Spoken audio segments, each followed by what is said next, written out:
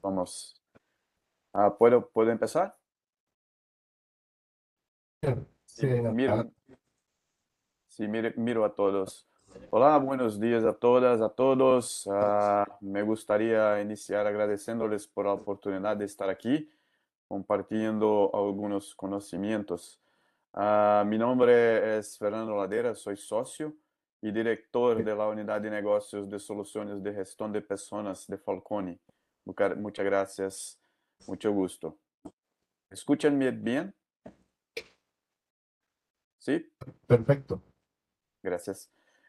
Pido desculpas por la ausencia en la persona. Mi esposa, mis hijas y yo estuvimos enfermos durante la semana y nuestro médico recomendó que no viajar internacionalmente.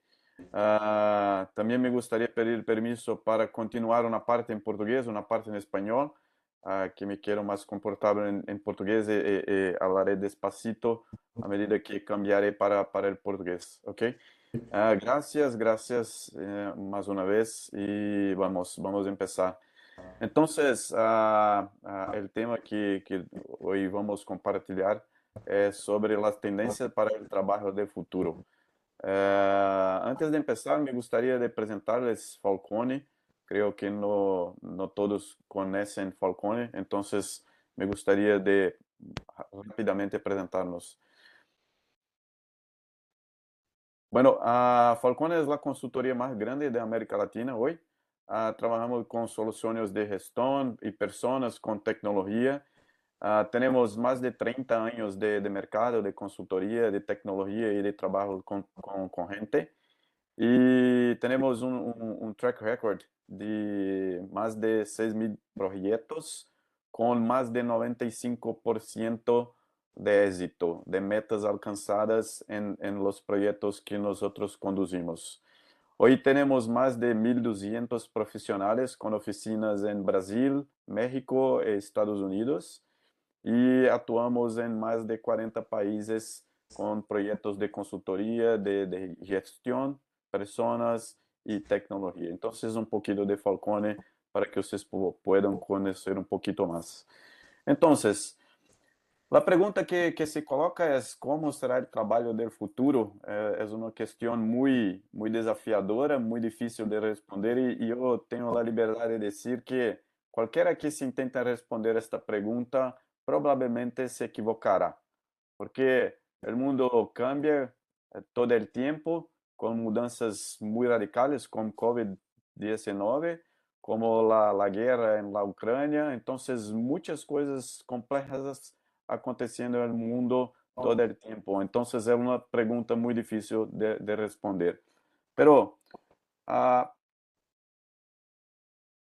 hay tendencias que ya podemos observar y que podemos hablar aquí y discutir en esta presentación.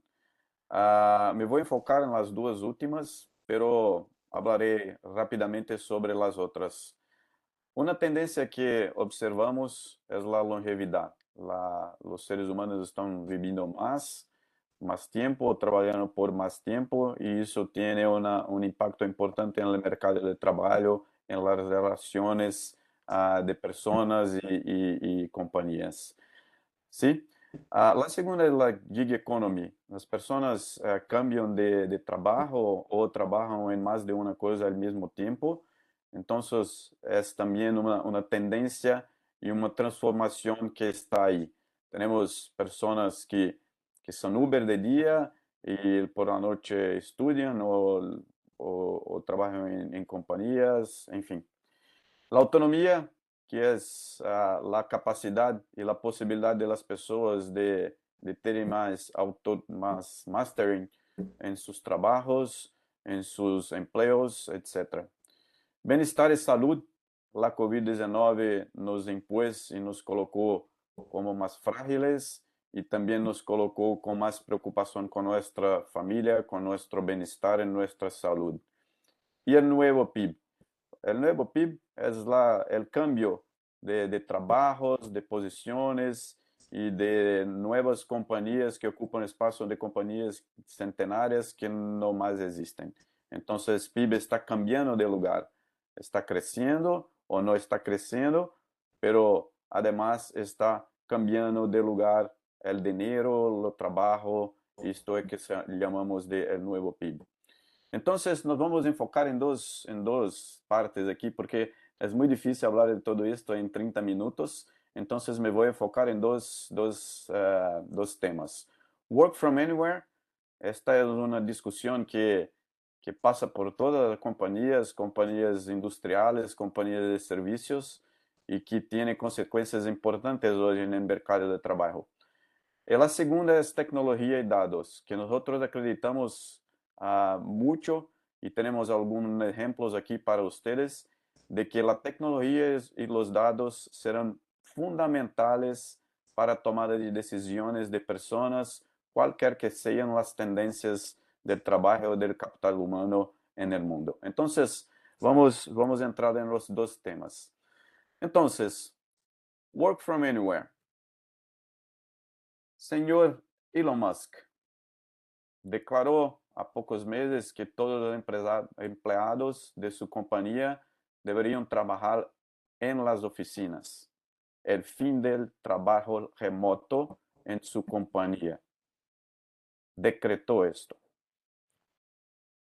Señora Marisa Mayer, en 2012, ser un Yahoo no solo es el trabajo del día a día, se trata de tener interacciones, experiencias que solo son posibles en nuestras oficinas. También decretó en Yahoo en 2012 el fin del trabajo remoto, muy antes de la pandemia.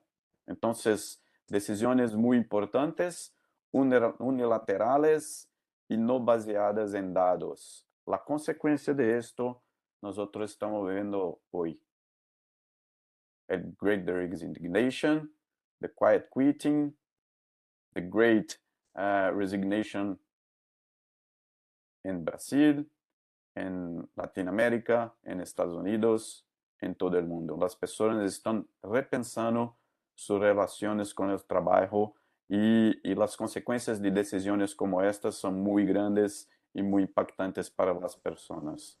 Entonces, o que nosotros vimos de factos, de hechos.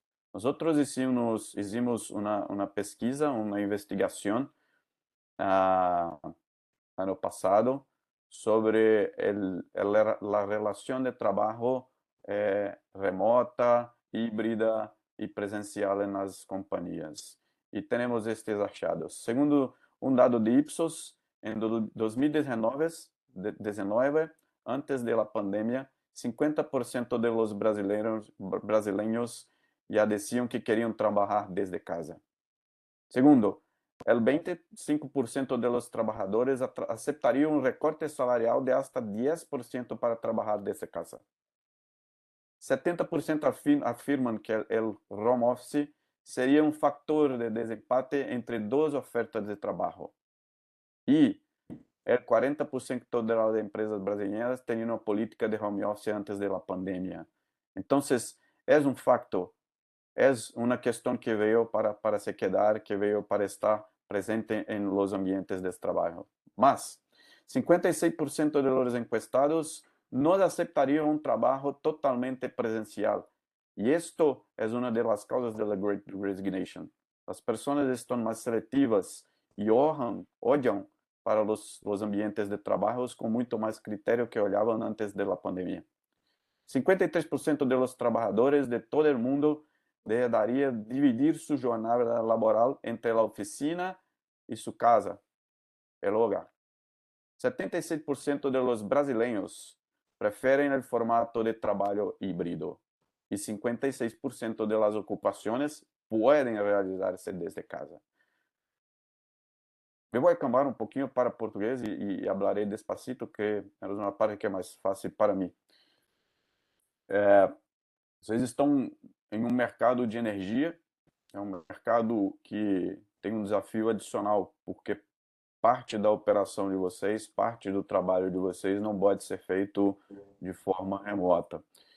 Isso torna o problema ainda mais desafiador e nós temos investigado esse tema e trabalhado com esse tema e é objeto da segunda parte da apresentação, em que a gente tem entendido como que esse fenômeno pode ser tratado e pode ser trabalhado em companhias industriais, em companhias em que parte do trabalho, em que parte da operação não pode ser feita de forma remota. Então, para setores da economia como o de vocês, esse desafio que está colocado aqui, em que as pessoas estão mais seletivas e escolhem o seu formato, a sua posição de trabalho, muitas vezes influenciado pelo formato de trabalho, é ainda mais dramática e ainda mais desafiadora, e a gente vai falar um pouquinho disso na segunda parte da apresentação. Los traigo un poco más de datos de las investigaciones que hicimos. Esto es una información de la productividad de los ejecutivos en el trabajo remoto. Ah, Zero de los participantes se sintieron menos o significativamente menos productivos. 11% se sintieron menos productivos, 40%, casi la mitad, igual, 38% más productivos y 10% mucho más productivos. Pero hay una pregunta que tenemos que hacer, que es, ¿qué es productividad? ¿Qué es la nueva productividad? Sentarse en la frente del computador, del ordenador, y se quedar en reuniones, una pos otra, pos otra, pos otra, y sin tiempo para interagir, para crear, para encontrar con las personas. Nosotros hablamos acá en Brasil el cafezinho, que podemos conversar de outras coisas, de co-criar, etc, etc, etc. Então, fica uma reflexão do que é produtividade em nosso novo mundo. Então, não há resposta correta. Não há uma resposta correta porque os três modelos têm pontos positivos e pontos negativos. Por exemplo, o presencial está comprovado que é mais eficaz para a inovação, para a comunicação e para a criação e mantenimento de uma cultura organizacional. Por outro lado, o híbrido é mais saudável por conta da flexibilidade, por conta dos horários, por conta dos desplazamentos. Estas são as vantagens. En el remoto tenemos también ventajas. El absenteísmo es menor, tenemos más presencia de las personas en el trabajo. La gestión del tiempo es más eficaz por parte de las personas y consecuentemente las personas pueden tener una calidad de vida mejor. Entonces, todos los modelos tienen puntos positivos y tienen también puntos negativos. Antes de la pandemia, las personas la querían trabajar desde casa. Maior rotación de personas, dificuldades para atraer nuevos talentos. Entonces, estos son desafíos del presencial. Por otro lado, el híbrido tiene la dificultad de conciliar una parte del equipo que trabaja a distancia y otra presencial. Ayer yo estaba en otra ciudad, acá en Brasil, en una conferencia. E é muito difícil o dia que estou na conferência porque todo meu equipo está em remoto e fazendo reuniões e hablando em WhatsApp, em Teams, Microsoft Teams. Pero eu estou na conferência presencial e não posso falar com todos na mesma frequência que poderia se estivesse em remoto. Então, é um desafio conciliar as atuações presenciais com as remotas. É difícil conciliar las logísticas de equipos, de materiales, adecuação do espaço físico para diferente volume de pessoas, porque a demanda de las oficinas cambia muito com o trabalho híbrido. Então, que tamanho tem que ter minha oficina? Eu não sei. Que espaços tenho que ter? Eu não sei. E remoto tem desafios de comunicação contínua, de infraestrutura doméstica que nem todos os trabalhadores têm, manipulação de documentos físicos, muitas vezes necessário para firmas, para firmar documentos, etc. dificultad en los intercambios con los compañeros y la innovación, cultura organizacional y employee experience y compromiso de los trabajadores. Entonces no hay una respuesta cierta, no hay. Y la verdad que no hay una respuesta cierta es porque todos somos diferentes. Y creo que esta es la mayor tendencia, el mayor desafío que nosotros gestores de personas tenemos para el futuro del trabajo. Y ahí que entra la tecnología y el uso de los datos. Porque si nosotros somos diferentes, tenemos que usar los datos, usar la tecnología, las informaciones que tenemos de personas en nuestras empresas para tomar las mejores decisiones de negocio y de personas. Entonces, esta es la segunda parte de mi presentación, en que voy a hablar un poco de uso de datos para gestión de personas y uso de tecnologías. ¿Todo bien hasta acá? ¿Me comprenden bien? Gracias. Desculpa por mi español, mi portuñol. Estoy tentando el máximo. Entonces, tecnología y datos. ¿Por qué es una tendencia y por qué es muy importante? Bom, esta es una pesquisa que es hecha desde 1987 por el profesor David Urich.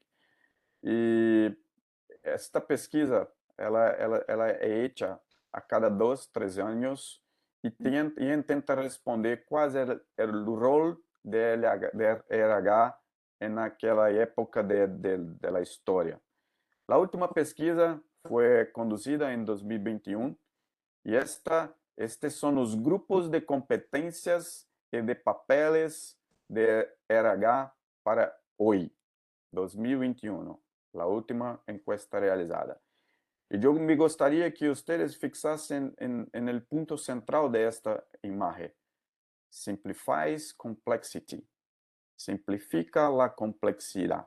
Este es uno de los papeles más importantes de los gestores de personas, porque el mundo se queda cada vez más complejo, se queda cada vez con más informaciones, más datos. Entonces, la capacidad de los RHs, perdón, de tener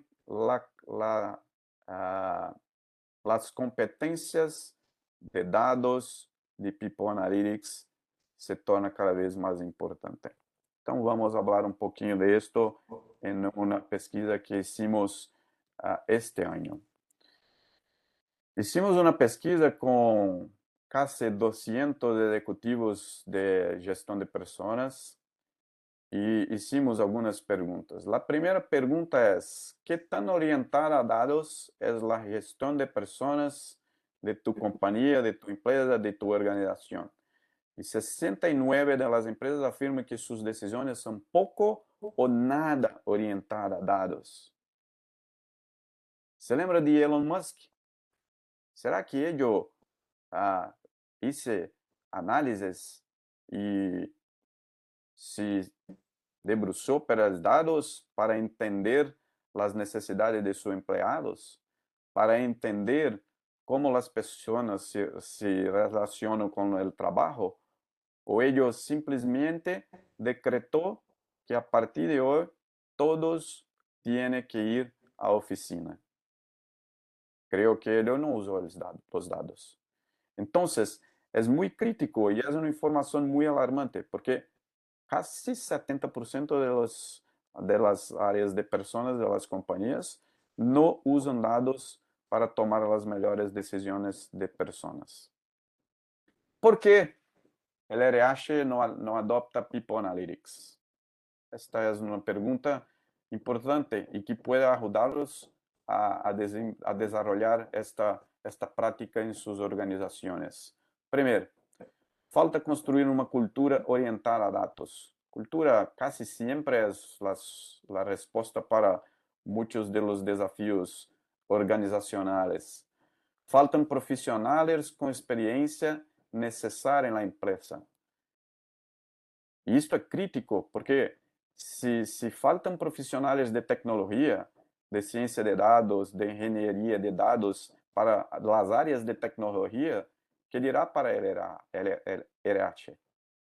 Dificuldade para integrar os sistemas da organização. Este é um desafio que nós temos ajudado as outras companhias, porque nem sempre os sistemas têm APIs suficientes e que se conectam. Então, e falaremos mais adelante, é muito importante criar um data lake, criar um repositório de dados em que todos os dados gerados de pessoas, de todo o RH, de todos os sistemas que têm dados de pessoas em uma companhia, estejam conversando em um data lake com todas as informações disponíveis. Este é um grande desafio e creio que é um dos primeiros passos para começar a trabalhar com People Analytics.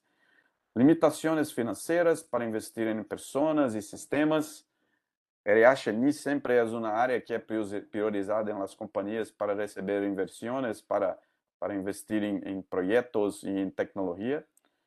Dificuldades técnicas, os dados não são confiáveis, isto é muito comum também. Falta de apoio e compromisso do equipo de tecnologia, falta de profissionais capacitados no mercado e outras limitações. Então, estes são os desafios que as áreas de pessoas têm para adotar e para trabalhar com People Analytics. Pero aquelas companhias, aquelas empresas que usam e que trabalham, que têm uma maturidade grande, mais grande de People Analytics, têm benefícios, têm muitos benefícios. E o principal, muito grande e grande benefício de esto é a melhora na tomada de decisões. Então, se estamos falando acá de tendências no mercado de trabalho, em um mundo que é muito incerto e que não saberemos o que ocorrerá amanhã, depois, ter informações para tomar as melhores decisões, incluso com o contexto, ajudará muito.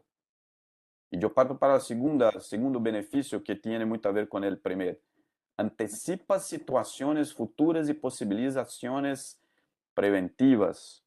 Hoje há inteligência artificial, há algoritmos que são poderosos para prever a probabilidade de um trabalhador de deixar a companhia. Nós temos trabalhado com mais de 70% de assertividade em algoritmos que predizem a probabilidade de pessoas de deixar a companhia e mais, indicando quais seriam ou quais são as causas que lo hariam deixar o trabalho. Adelante. Mejora a imagem de RH com uma área estratégica, gestão de pessoas mais objetiva, torna as decisões de RH mais justas, mais corretas e melhora a gestão dos equipos por los líderes. E temos outros benefícios, pero me quero concentrar nestes mais relevantes. ¿Okay? Então, temos acá dois exemplos de uso de tecnologia para predecir o turnover e para reduzir turnovers em duas companhias. Uma companhia de call center, primeiro emprego, pessoas de gerações mais novas, e o outro exemplo, o outro case, é de uma fintech, uma empresa que negocia meios de pagamento, meios de pago.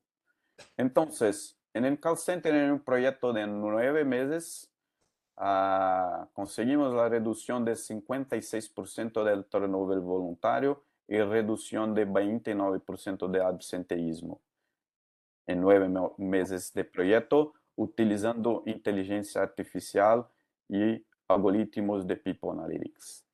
En la fintech, un proyecto que está en curso, redução de 57% del turnover voluntario y 73% del turnover involuntario. Estamos en el 8º mes del proyecto. ¿Y qué acciones, qué insights la tecnología nos trae para conseguir estos resultados? Las acciones van desde revisión del perfil de contratación, identificación de perfil exitoso, Entonces, ¿cuál perfil es más exitoso, es más adecuado y traerá menos turnover y más resultado para la compañía? Podemos responder a esta cuestión con tecnología. Melhoria de los entrenamientos de onboarding, de acompañamiento de nuevos colaboradores. Adecuación de la remuneración a los valores de mercado. Y acá es muy importante porque hay un punto de equilibrio. Ni más ni menos remuneración para sermos competitivos. Y la tecnología nos ayuda a acertar el punto exacto, el punto óptimo, para que no tenemos una remuneración en que tenemos pagando más do que el mercado y no queremos pagar más do que el mercado, por ejemplo, y ni tampoco pagar menos que el mercado y perder a las personas. Y tenemos otras acciones aquí que están en la pantalla y puedo compartir con ustedes después. Adelante. Que las empresas más maduras en People Analytics, y esto hace parte de la investigación que hicimos también, no es una recomendación nuestra, pero de las personas que están experimentando y están en un nivel de maturidad avanzado en People Analytics.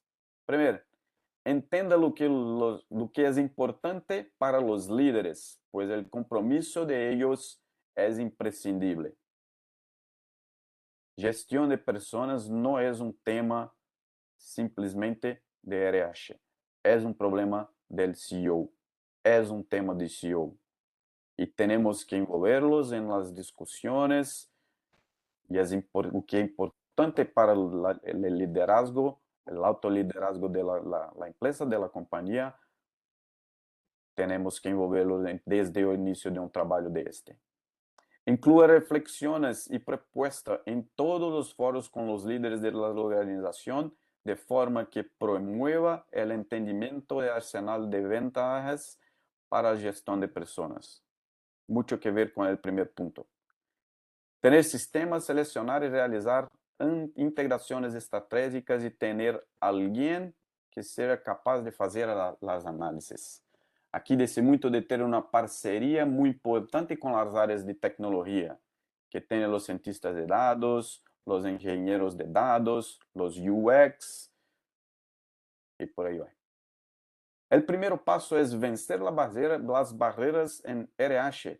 O equipo de RH tiende a ser muito escéptico com o número de dados, incomodando-se a avaliar funcionários por meio de processos muito cartesianos. Creo que isto é um paradigma. A área de RH, historicamente, é uma área humana e quando nós começamos a trabalhar com dados, é um paradigma. Porque as pessoas questionam, estamos transformando as pessoas em números, em coisas? Não, muito pelo contrário. Eu tenho um exemplo. Imagine uma companhia com 2.000 pessoas e, por exemplo, 10 business partners que têm que cuidar, que têm que conhecer 200 pessoas em média. ¿Ustedes creen que esta persona puede conhecer 200 pessoas en detalhe? Claro que no, es humanamente imposible. Entonces, la tecnología está disponible para que las personas de RH puedan conocer mejor las personas y puedan hacer conversas más ricas, más detalladas acerca de los problemas que las personas están pasando. Começar simples, isso creio que existe para tudo na vida. Entender primeiro os problemas para depois definir o que pretende medir. Estabelecer rituais de discussões de indicadores. Começar por um problema real, um problema que é um problema importante para o CEO, importante para os executivos, relevante para a companhia, pero pequeno o suficiente para que não nos percamos no processo. Empezar pequeno, começar simples. E por último, comprovar valor agregado para o negócio. Gestão de pessoas tem que estar cada vez mais conectado com os resultados do negócio. Fazer um protótipo em uma subárea e mostrar a qualidade das análises e decisões com dados reais, ter sistemas just in time para o gestor acessar. Então, demonstrar valor para o negócio é também uma dica muito importante de los gestores mais avançados em People Analytics. Então, para finalizar, temos mais 3 minutos e podemos responder perguntas. Nós creemos, por todo isto, que a clave está em um equilíbrio.